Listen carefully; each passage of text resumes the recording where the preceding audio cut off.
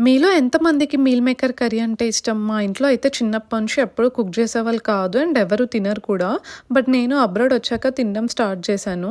And meal మేకర్‌నైతే hot వాటర్‌లో ఒక 15 minutes boil చేసుకొని మీడియం పీసెస్ లాగా కట్ చేసి వాటర్ అంతా స్క్వీజ్ చేసి పక్కన పెట్టాలి. నెక్స్ట్ ఒక పాన్‌లో ఆయిల్ వేసి ఆవాలు, జీలకర్ర, పచ్చిమిర్చి, ఆనియన్స్, ఉప్పు, పసుపు వేసి ఆనియన్స్ కలర్ చేంజ్ అయ్యేంత వరకు ఫ్రై చేసుకొని దాంట్లోనే అల్లం వెల్లుల్లి పేస్ట్ వేసి పచ్చి వాసన పోయేంత వరకు ఫ్రై చేసుకోవాలి.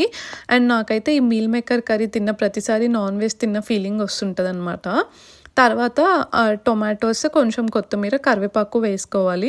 టొమాటోస్ కూడా మంచిగా మగ్గాయి అనుకుంటే దాంట్లోనే మనం మీల్ మేకర్ వేసుకోవాలి. మీల్ మేకర్ కూడా ఒక 5 మినిట్స్ లో ఫ్లేమ్‌లో ఫ్రై చేసుకొని దాంట్లోనే కొంచెం కారం, టేస్ట్ చూసుకొని సాల్ట్ అండ్ ధనియా పౌడర్, గరం మసాలా వేసి మంచిగా ఫ్రై చేసుకోవాలి.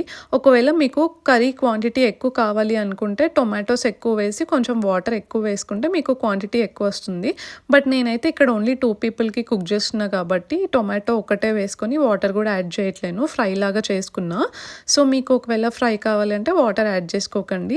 గ్రేవీ టైప్ కావాలంటే కొంచెం వాటర్ యాడ్ చేసుకొని ఒక 5 to 10 మినిట్స్ మీడియం ఫ్లేమ్‌లో కుక్ చేసుకుంటే మన కర్రీ రెడీ అయినట్టే.